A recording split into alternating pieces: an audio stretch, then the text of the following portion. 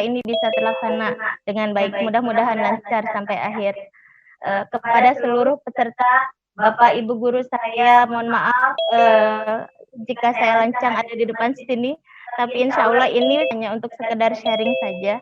Wabil khusus untuk para mahasiswa saya maupun mahasiswa BA dan BSA seluruh Indonesia, mudah-mudahan bisa memanfaatkan acara ini, terutama juga buku ini. Semoga bermanfaat dan menjadi amal jariah saya nanti. Baik, untuk penyampaian materi yang tadi, jika kita bicara tentang ilmu nahu, baik itu dari segi teoritis maupun aplikatif, subhanallah, kita sudah dengarkan bersama-sama dari Ustadz Aang, sangat luar biasa bahwa memang nahu itu tidak hanya berkisar pada ilmi saja, nahu ilmi, tapi harus dilanjutkan dengan nahu ta'limi yang sebagaimana kita ajarkan, karena kita memang praktisi di dunia pengajaran nahu, ya. Tetapi juga nanti akan dikolaborasikan dengan nahu tatbiki. Dengan kerendahan hati, dengan segala zuhud yang saya miliki, maka saya persembahkan buku ini untuk semua pencinta bahasa Arab, terutama para mahasiswa-mahasiswa saya di PBA, wabil khusus, dan pada umumnya di PBA, BSA, atau yang lain yang ya para pemerhati bahasa Arab. Kenapa sampai ada buku ini? Ini sebenarnya bermula dari kegelisahan saya, atau kegelisahan kami sebagai pengajar ilmu nahu atau pengajar bahasa Arab, khususnya karena memang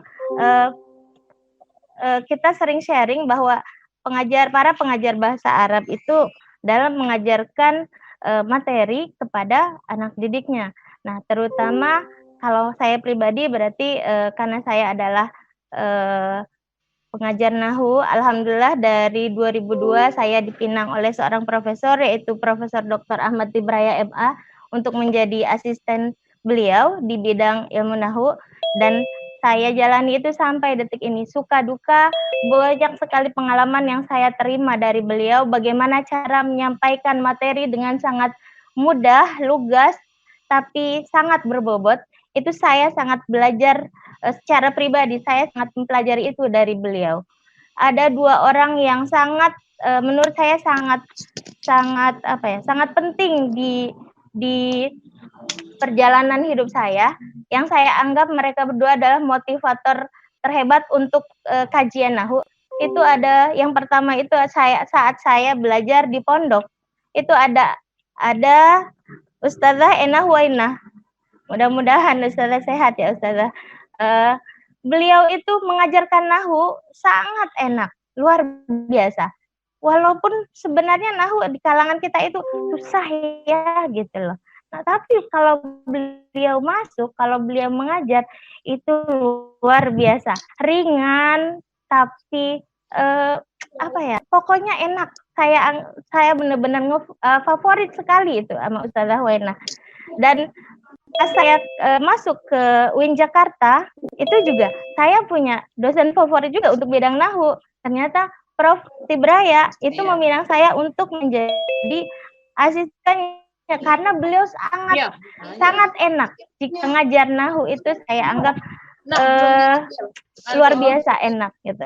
Nah, dari kedua tokoh ini, kedua orang ini, saya belajar bagaimana caranya nahu yang dianggap selama ini notabene susah, ribet, riweuh gitu oleh oleh para pembelajar tentunya, ya bukan orang umum seluruhnya, bukan gitu.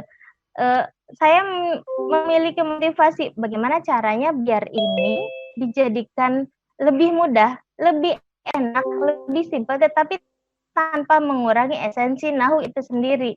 Seperti itu.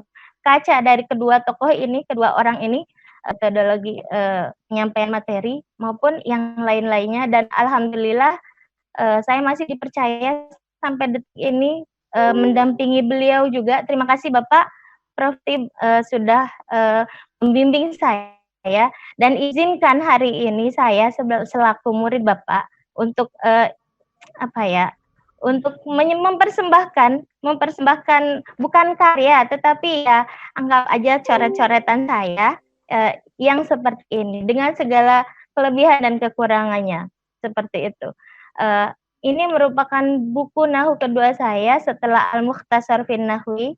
Al-Mukhtasar fin Nahwi kami berdua bersama tim mengembangkannya dari bahan ajar jadi bahan acuan untuk mengajar Nahwu 1. Karena memang dari tahun 2002 sampai dengan mungkin kisaran 2 tahun ke belakang ini, kami selalu dipasangkan mengajar Nahwu 1 sampai 4.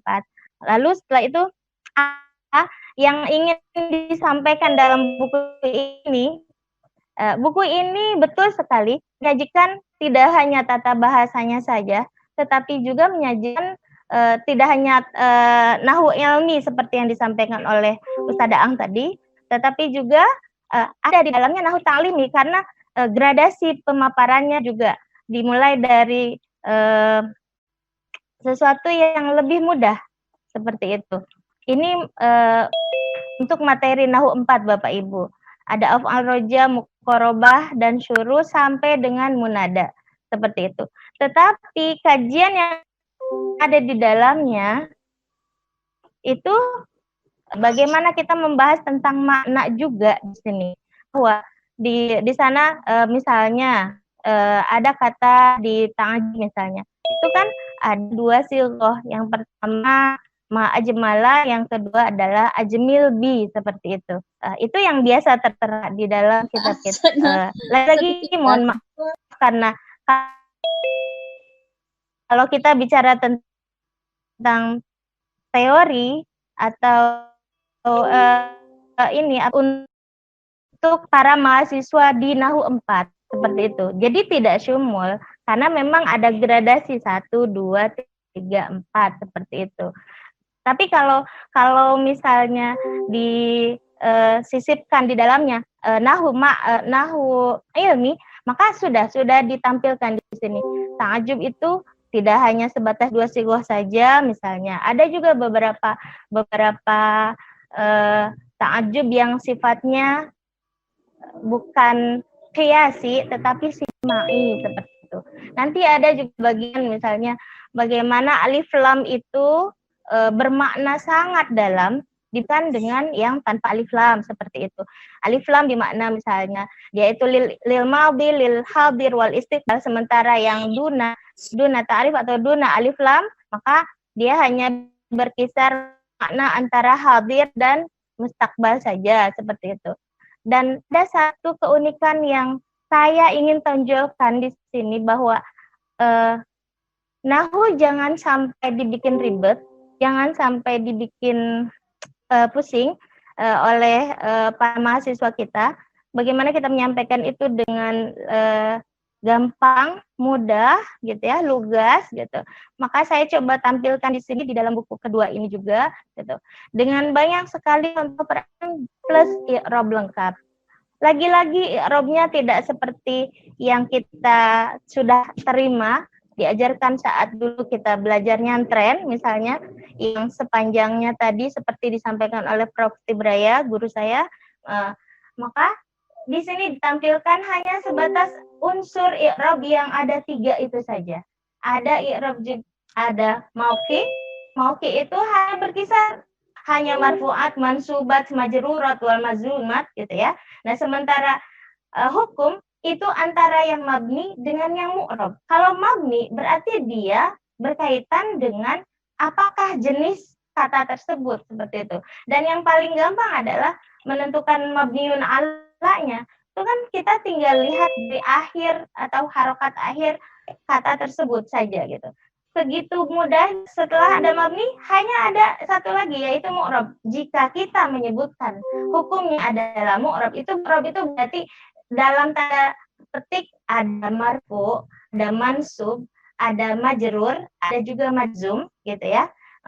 Hanya itu saja. Jadi kalau misalnya ada kata yang mabni, contoh huruf istifham misalnya aina, maka kita sudah mencoba jangan sekali-kali aina kalian sebut bahwa aina isim istifham mansubun bil fathah gitu.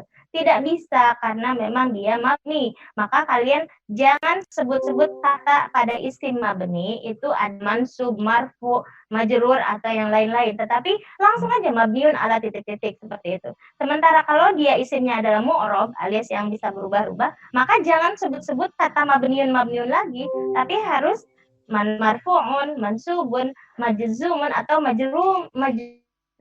majrurun seperti itu aja. Sementara yang alamat juga sebenarnya kisarannya antara dua saja, antara harokat dengan huruf, seperti itu. Nah, kalau kita bicara mudah, sangat mudah. Insya Allah dihadirkan dengan bahasa yang mudah, gitu ya.